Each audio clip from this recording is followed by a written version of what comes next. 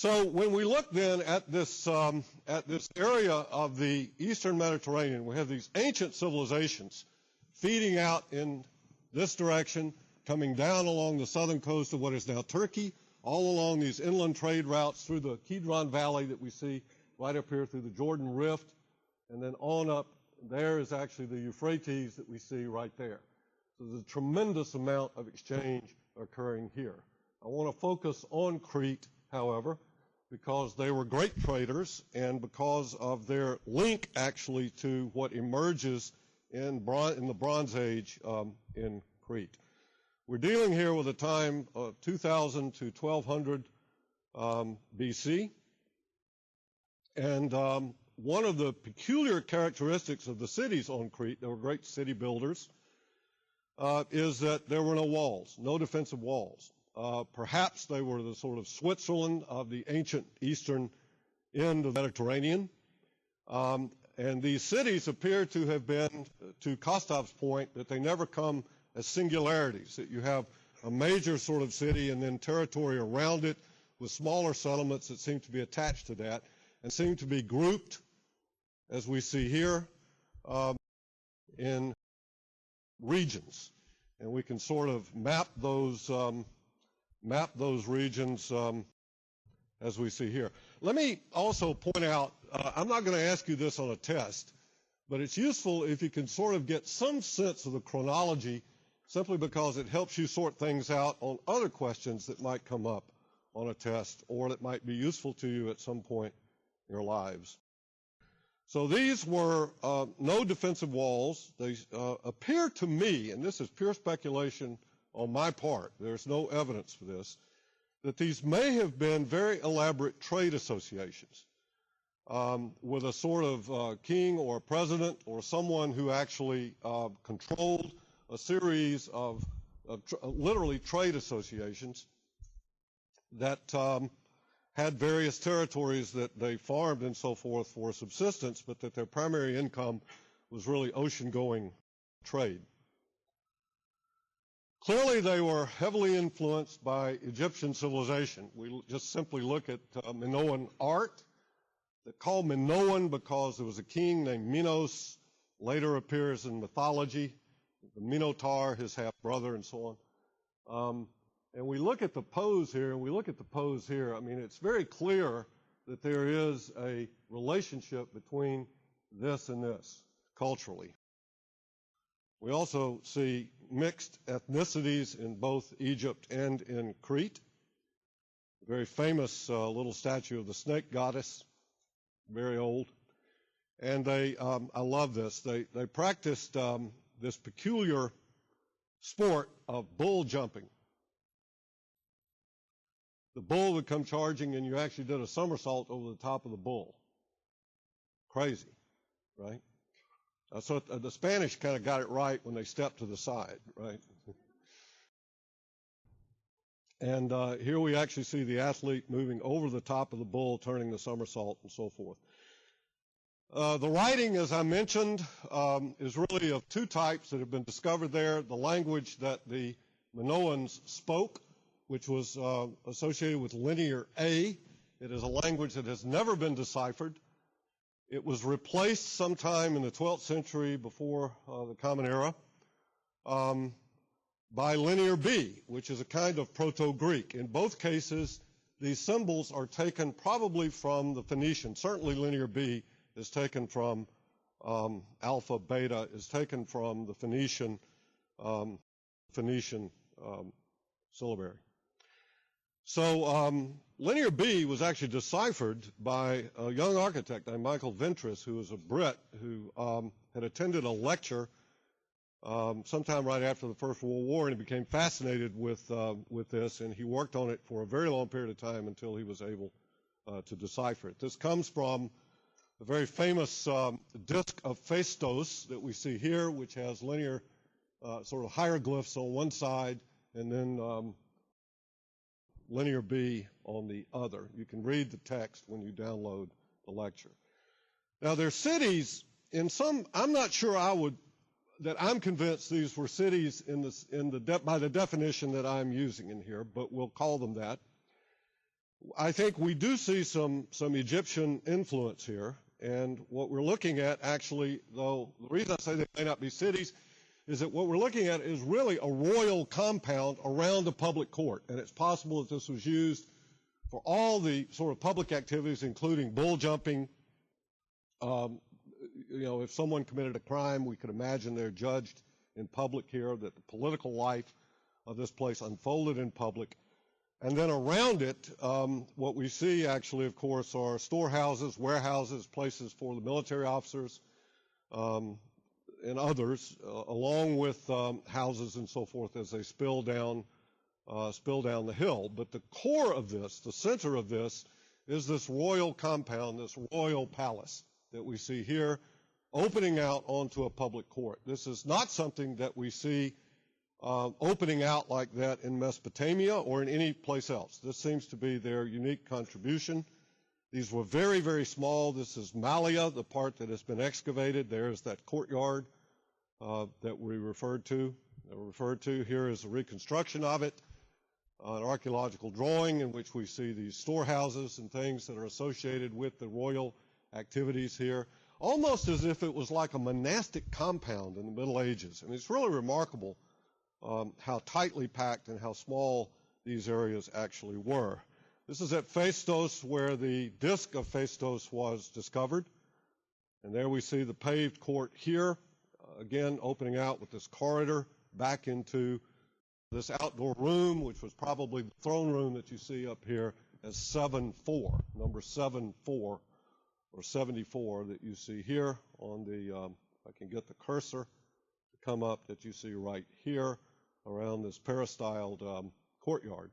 And you see this monumental set of steps that comes up here into this hypostyle hall, which then had a very narrow passage. So most likely this was for meetings and other kinds of things. But it appears to me that all of this is actually associated with the activities of the royal court, or the leader, the ruler. Okay.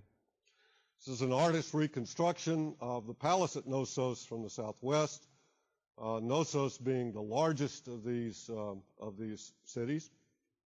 And we don't really know that much what they look like, but this is a reasonable reconstruction, I think. Quite sophisticated, with plumbing systems, drainage systems,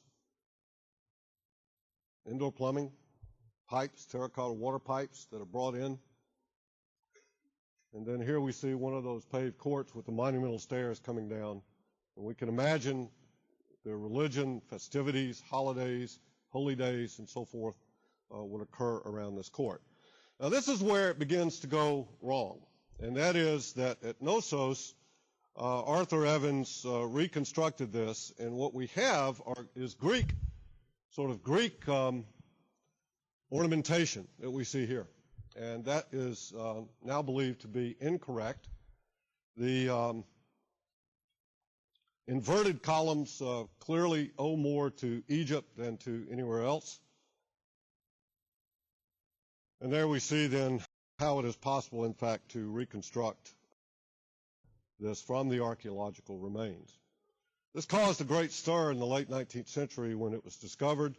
Unfortunately, when scientific archaeology was in its infancy in the latter quarter, really, of the 19th century, so much was destroyed in the process or restored incorrectly that it is impossible today to recover what was originally there. This is the throne room of the palace at Knossos, and I think this decoration actually is authentic. There was enough there to actually reconstruct these murals that we see on the wall, these fresco paintings, pigment into wet plaster. And here we see the ruler and then his council sitting around him on either side.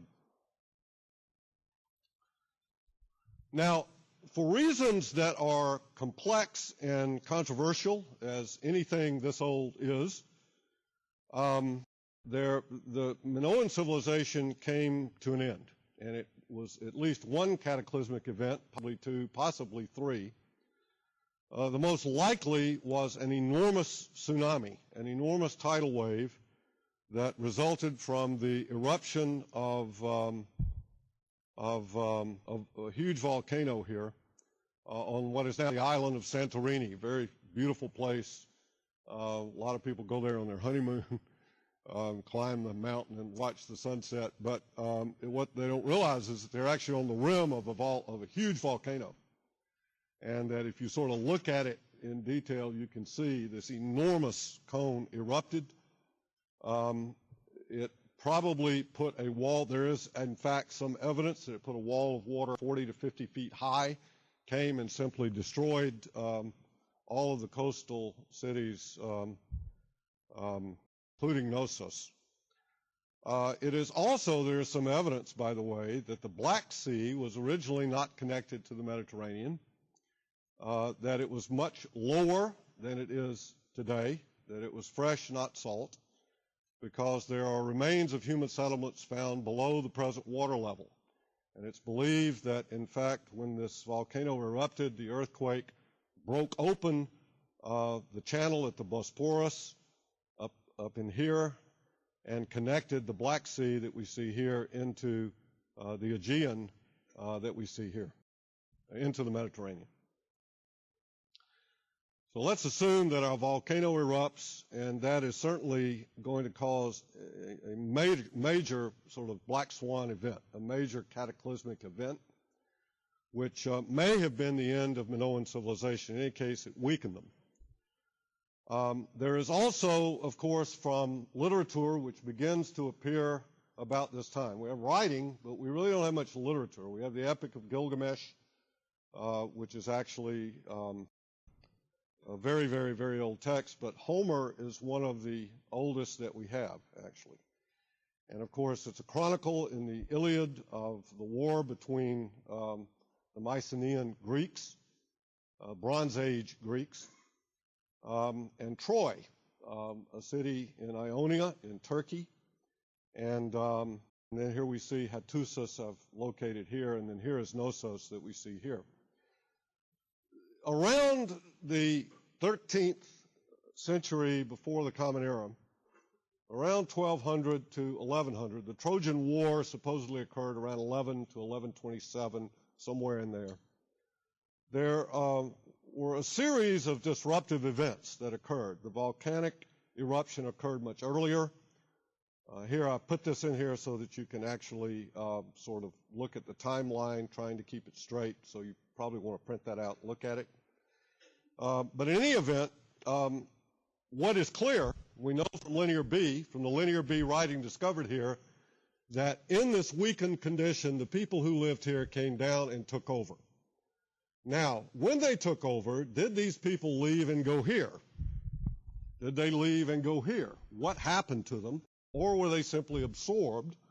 Or, as in the case of late Roman England, were they invited in to protect against the Irish and the Scots and the Vikings and the others that were coming in? The Anglo-Saxons were invited in to help defend, and they said, we like it, we'll stay, we'll take over, right? We don't know the answer to that. And again, this is subject of great debate, and it is not the intent of this course to sort of try to unpack that. I am incapable of unpacking that. So what we do know is that the Minoan civilization became, in a sense, the foundation for these people from the north who came down and took over. They were Bronze Age, Greek-speaking, not the Greeks that built the Parthenon, not the classical Hellenic period, but what is called the Helladic period. It's Bronze Age, very early. And if we compare this reconstruction here at Mycenae to this that we see here at Knossos, we notice that they are remarkably similar. Well, who were these people? They did not call themselves Mycenaeans. That's what we call them. They called themselves Atriids. And as I mentioned, Mycenae was excavated by Heinrich Schliemann, who also excavated Troy in the 1870s. And let me comment as a sidebar here.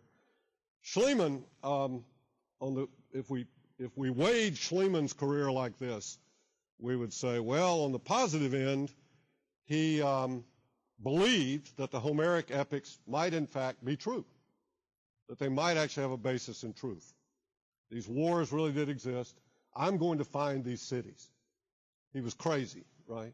So he went out and he organized himself and he started digging at Troy. And what he didn't know was that he had dug through the city that he was looking for and had already destroyed it by the time he realized there's actually an architect named Dorpfeld who joined him and said, wait a minute, if you look at this construction technique and this construction technique and we connect this to this and that to that, you can see you've already breached through the Bronze Age city that you were looking for, and you're actually at a lower level, right, at the earlier settlement. So we have to weigh Schliemann's contributions.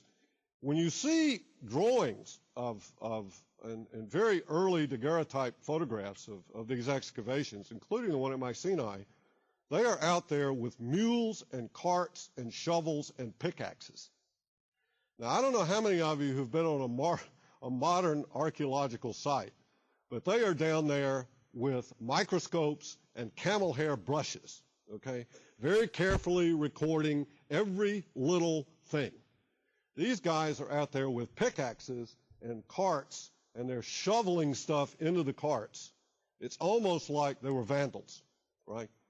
So a whole lot was destroyed in the process. Now, he believed that he had actually discovered in a tomb, very famous tomb, the grave of Agamemnon. Fortunately, it was pretty substantial, and as a result, we have at least the walls and the outline of pretty much the entire city. It's still there. Some of you have been there. Let me see the hands of the alumni who've been there, right? It's pretty impressive, isn't it? And so what are we looking at here? Now remember, these are the people who took over Crete. The first is, you see 1, 2, 3, 4, and 5. 1 is actually the gate into what is essentially the upper city. So you think of this as an onion. At the very core is the royal compound here and the temple here. That is walled. See that? And there's a kind of waiting area or forecourt here before you pass into the gate into this house type, which is called a megaron. Megaron. Well, that road that you see there actually comes in through another gate that we see here. This was not the wall of the city. This was a kind of secondary wall, protective, defensive wall, and then outside of that was the working part of the town, down the slope, down here where 5 is that we see here. So 1 is the very famous Lion's Gate, one of the oldest bas-reliefs, one of the oldest.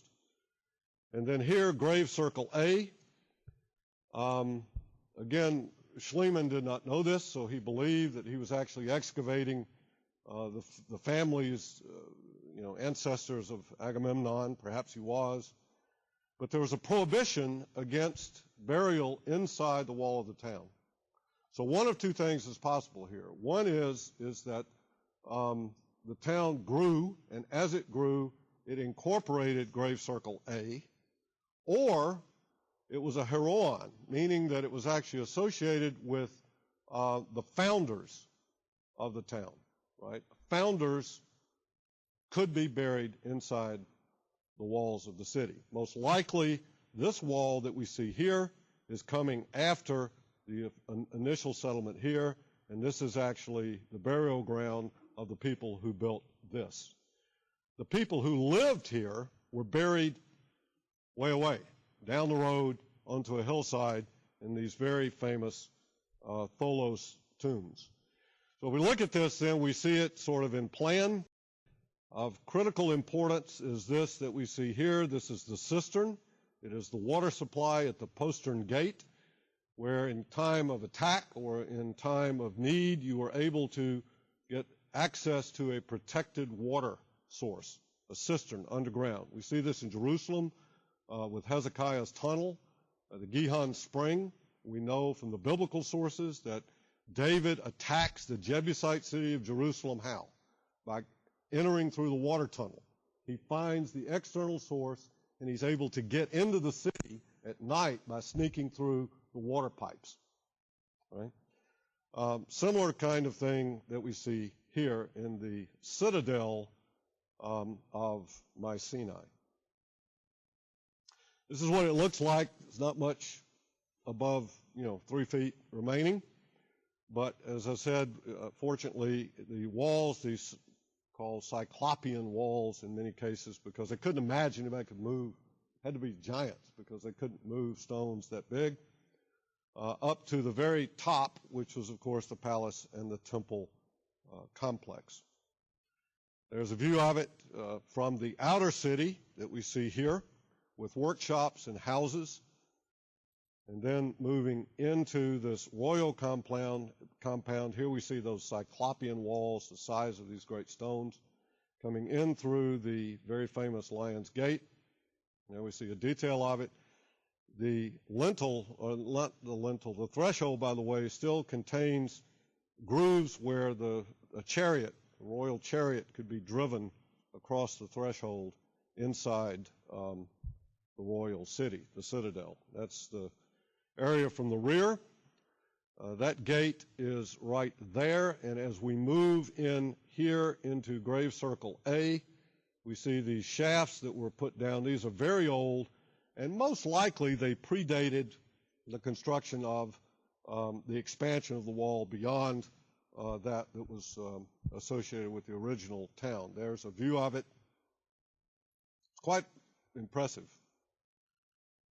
And a detail of it.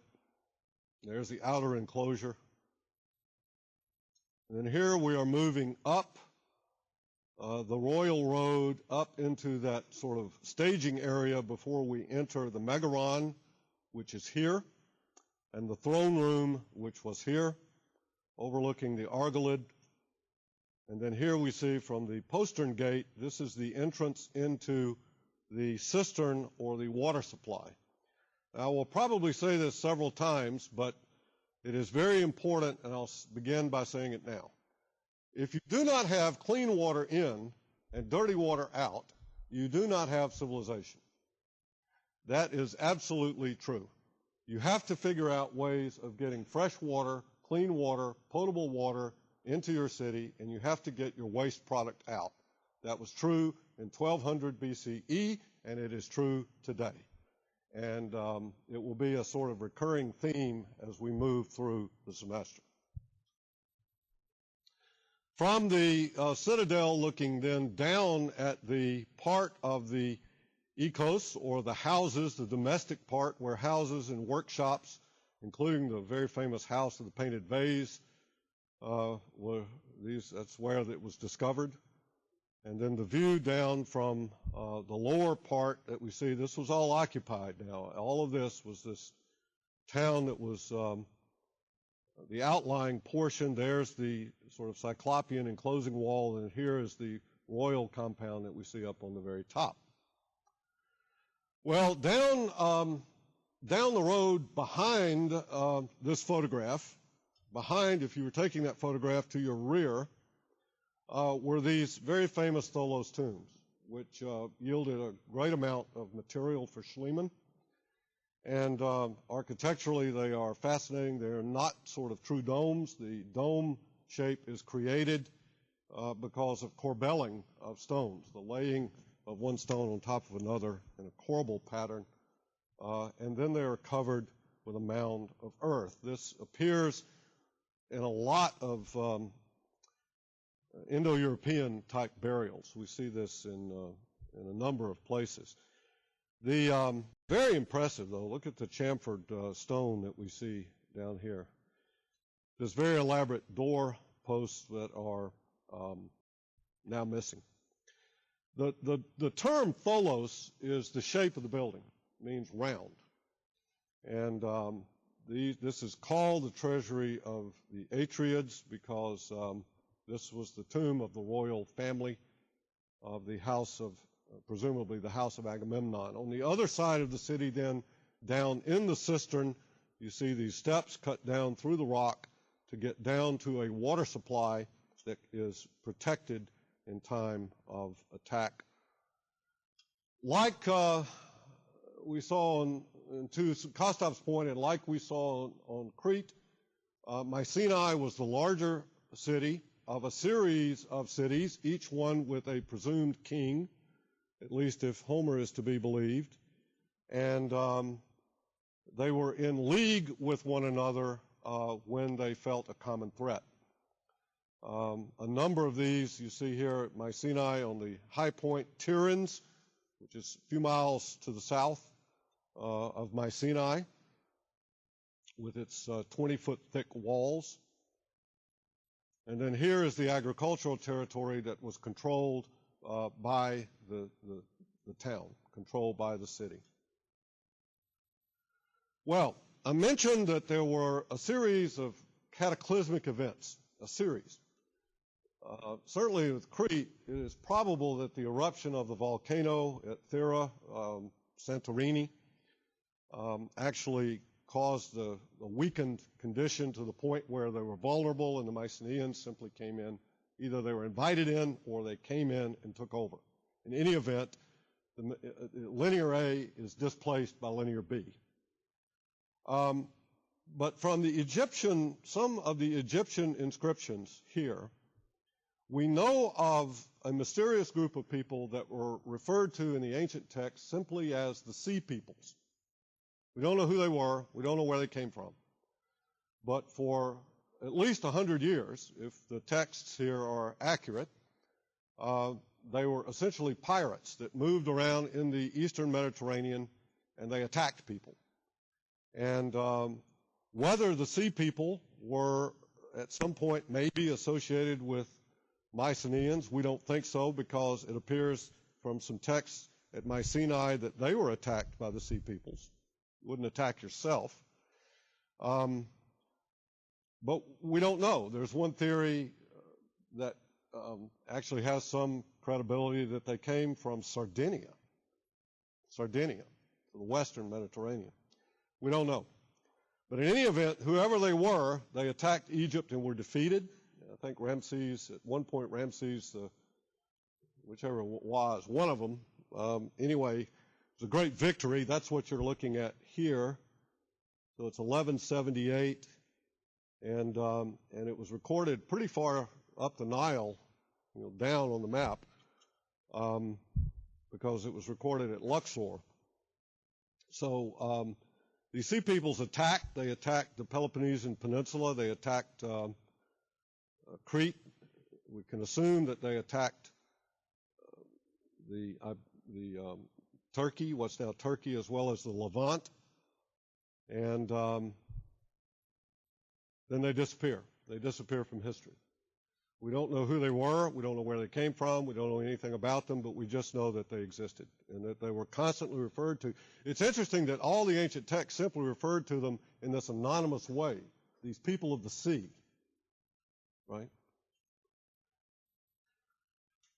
They didn't say the Hittites. They didn't say the Hebrews. They didn't say they said the people of the sea. Then there was an event that appears to have come from the north, which is referred to as the Dorian invasion. And this is occurring around 1100 years before the Common Era, at the end of the Trojan War. And it appears that these people came in and took over this Bronze Age civilization at Mycenae, Troy, and other places. Writing goes into decline. It's referred to often as the Dark Age because there's a decline in art, there's a decline in writing, a decline in all kinds of things. So there's a lot of turbulence that's occurring around this time in the eastern end of the Mediterranean. And there is some evidence, in fact, of, in a very short period of time, carbon layers that would indicate fire have been uncovered at every site that you see here, all datable to within about 100 years of one another. There's also some texts here which indicate that these were people coming from the north somewhere, somewhere in Thrace perhaps, somewhere in Macedonia perhaps, somewhere perhaps further north, Bulgaria, who knows. But you can see here translated, the enemy grabbed all the priests from everywhere and without reason murdered them secretly by simple drowning. I'm calling out to my descendants for the sake of history. I am told that the northern strangers continued their terrible attack, terrorizing and plundering until a short time ago. That is Michael Ventris translating, interestingly enough, Linear B. And then Michael Woods, you can read this later, but this is sort of an enrollment in an attempt actually to fend off apparently the sea people, not the Dorian invaders, but the sea peoples. So whether these were coordinated attacks or not, there is an exogenous element that enters into the eastern end of the Mediterranean and takes over. And with that, the civilization, particularly in the Aegean world, goes into a sharp decline. And it will not reemerge from this shroud of the Dark Age again until about the 8th century BCE, when we begin to get the emergence of writing, substantial writing. We begin to get the emergence of what we know of as the classical Greek city. So I read that piece from Aristotle as a preface to the lecture today, because what we're seeing emerge here is something we did not see, let's say, in Minoan Crete, where we had a palace, a royal household, and a sort of courtyard around it. What we have now is a complex kind of public space which begins to emerge, and as far as I can tell, it is the first of its kind to emerge. It will not be the last. And that is the agora. The red on here for your reference is the period of time that we are covering here. And you can see that it ends with the death of Alexander, and then in 322, the death of Aristotle. To refresh your memory, this is the Bronze Age city of Mycenae. These are the people who wrote in a kind of Proto-Greek, a Linear B, Indo-European language. And just again, to refresh your memory, you had an inner city, an upper city here, which consisted of a royal palace called a megaron, just above my finger.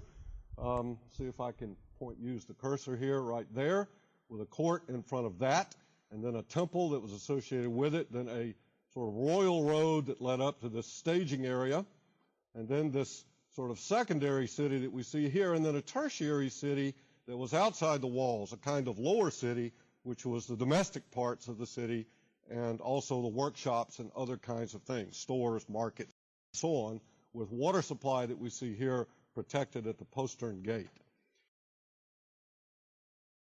Well, Athens was, in fact, a Mycenaean city as well, a small one. It is separated by the Gulf of Corinth from the Argolid, or the Peloponnesus, the Peloponnesian Peninsula, which was the headquarters of this Bronze Age civilization. Nonetheless, it was a small, at the time, we assume, somewhat insignificant Mycenaean Bronze Age city that was located here, as we see on this rock outcrop, which today we know as the Acropolis. The lower city, as it developed, appears to have moved down into this flat area that we see here, also a kind of flat rock, which is called the Areopagus, which is at a lower level.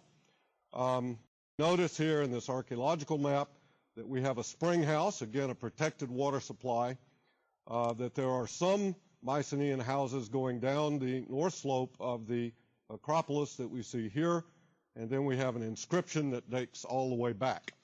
You'll also notice down here, we'll see in a detail in a moment, that there were graves down in the site that will emerge as the political space, as the public space. The area that you see here this is a Google Earth image of Athens. The area that we see here is called the Plaka. It dates to really the Middle Ages, although I think its form probably is not that different from what was there actually in the classical city. But the houses themselves are much more recent. The area of the Agora will emerge right here, and this is the site of the Areopagus that we see here. So that if we look at it then in the Mycenaean city, what we see is that there was some evidence here of a probable site of a megaron, which is sort of underneath part of the Erechtheion, which is built in the classical period. This area that we see right here, the steps are still visible, and there is, in fact, a Mycenaean cistern that went down deep into the rock of the Acropolis on its north slope so that you could actually, in time of attack, you could survive with water. Now, you've seen this map before. This is the evidence of a Dorian invasion, possibly also invasions by the Sea Peoples. But when in a very short period of time, there seems to be about 100 years, there seems to have been simultaneous destruction of most of these Greek cities, these Bronze Age cities in the Greek world, and as well as on the island of Crete and over on the Ionian shore in Anatolia, what is now Turkey, which was then part of the Aegean Greek world.